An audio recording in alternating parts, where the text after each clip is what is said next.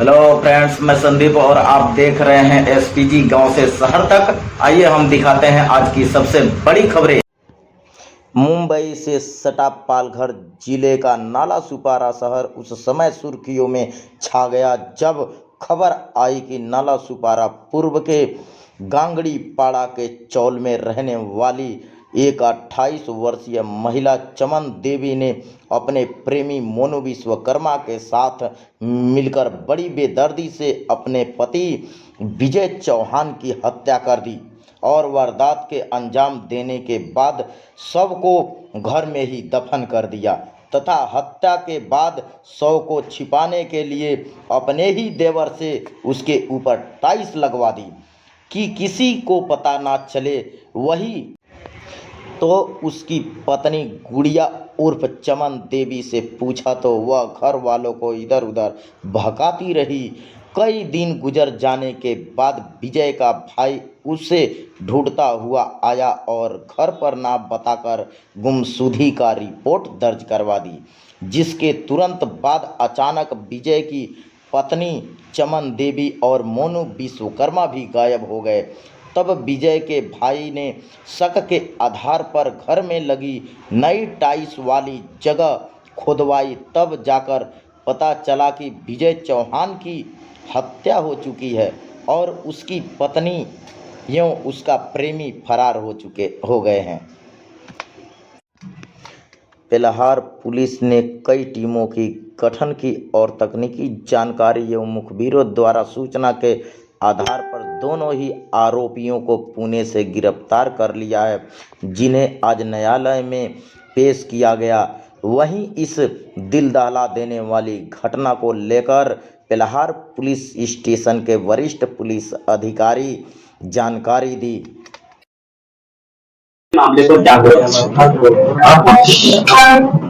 देखिए 20 जुलाई को सबसे पहले पल्लर पुलिस स्टेशन में 2 मिसिंग केसेस दाखिल हुए थे, जिनमें से एक मिसिंग पर्सन का नाम था श्री विजय चौहान। दूसरे मिसिंग जो थे उसका नाम था मोनू अमित शर्मा। तो ये दोनों की मिसिंग कुछ शाम के वक्त में 20 तारीख को दाखिल हुई थी।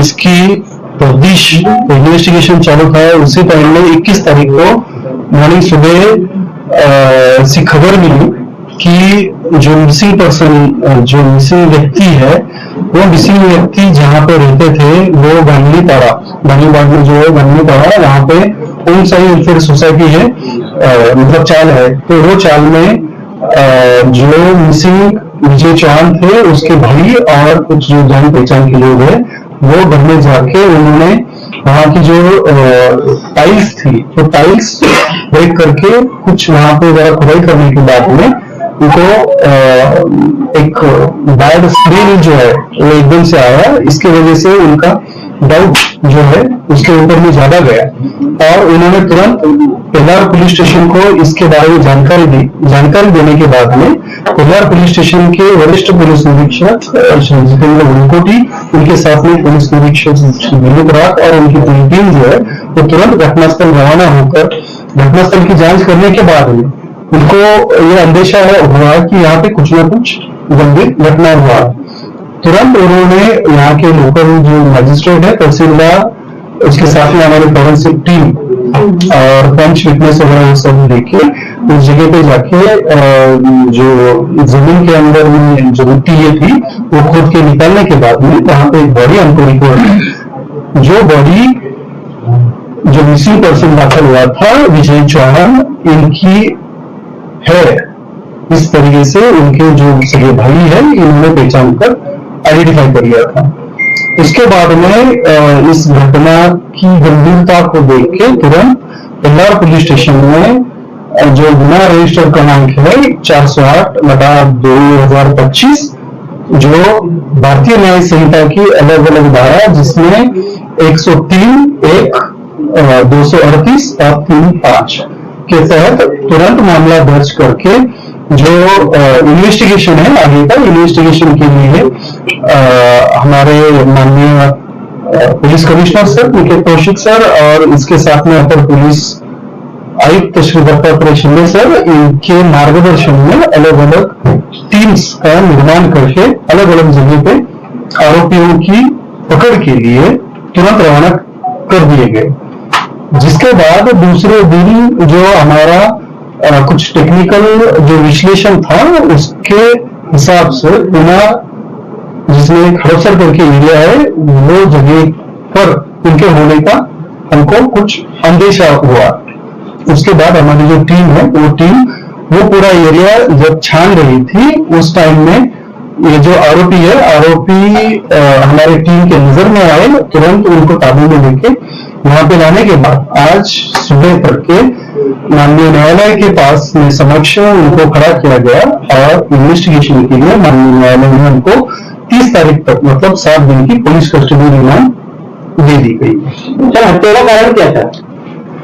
देखिए जांच जो अभी प्राथमिक अवस्था में है इसमें जो चीजें प्राथमिक रूप से सामने आ रही है उसमें जो इसमें मृतक है विजय चौहान, इनकी पत्नी श्रीमती चमन चौहान और उन्हीं के रूम के बगल में रहने वाला मोनू अरविंद शर्मा, ये दोनों के बीच में पिछले कुछ महीनों से जो नाजायज संबंध और जो प्रेम संबंध जो तैयार हुए थे और जिसके चलते जो मृतक विजय चौहान है उसके और उसकी पत्नी आरोपी चमन चौहान, ये दोनों के बीच में और जो ये दूसरा आरोपी है मोनू शर्मा, इसके माता पिता और मोनू शर्मा खुद, उनके साथ में काफी बार अनबन झगड़ा इस तरीके से काफी दिन से चल रहा था और इसी के चलते इन दोनों के जो चक्कर चल रहा था इसमें इसकी बाधा ना रहे या फिर इसको हटाया जाए, इसके चलते आरोपियों ने जो मृतक है उसकी हत्या कर उसका जो शव है वो शव अपने ही घर में गड्ढा खोदकर उसमें दफन कर दिया। हत्या किस प्रकार की इस प्रकार से किस हथियार का उपयोग किया गया था या किस पद्धति से? देखिए हथियार और इसके बारे में जो है वो जब पोस्टमार्टम रिपोर्ट मिलेगा और उसके बाद में बाकी और इन्वेस्टिगेशन करने के बाद एक्चुअली वे किस तरीके से और किस इससे हथियार से और दूसरे किस तरीके से इसकी हत्या हुई है इसके बारे में और स्पष्ट रूप से जानकारी सर हत्या ये हत्या में दोनों के साझेदार की प्राथमिक रूप से पुष्टि हुई है और दोनों ही आरोपी के बारे में और जो भी घटनाक्रम हुआ है उसके बारे में आगे और डिटेल में इन्वेस्टिगेशन जो है वो जारी है। तो देखिए जो अलग अलग फैक्टर्स या अलग अलग घटनाक्रम जो है वो घटनाक्रम की लिंक जब आप जोड़ोगे एविडेंस या कुछ पुरावे की दृष्टि से तभी ये सब चीजें जो है वो सब चीजें क्लियर हो पाएगी। तो अभी ये जो प्राथमिक ही स्टेज पर अपना इन्वेस्टिगेशन है, जैसे जैसे ये पुलिस कस्टडी रिमांड में आगे इन्वेस्टिगेशन बढ़ेगा तो और भी काफी सारी चीजें हैं उनकी स्पष्टता मिल रही है। हत्या करने के बाद जो चमन है वो कितनी बेखौफ थी उसी घर में रहना या उसके बाद कहाँ गई इसकी जानकारी? देखिए हत्या ये अंदाजन 5 और 6 जुलाई के बीच में हुई है और उसके बाद तकरीबन 12 से 14 दिन तक आरोपी जो महिला है वो उसी घर में एकदम नॉर्मल तरीके से रह रहे थे, जैसे कि मतलब कुछ हुआ ही नहीं। इस टाइप से उन्होंने खुद को और आसपास के लोगों को उस तरीके से प्रेजेंट किया कि सब कुछ ठीक से चल रहा है। सर सवाल है कि विजय चौहान की क्या मिसिंग कंप्लेंट दर्ज की गई थी? वो तो मैंने शुरुआत में ही बताया ना। सर घर किसके नाम पर था? बच्चा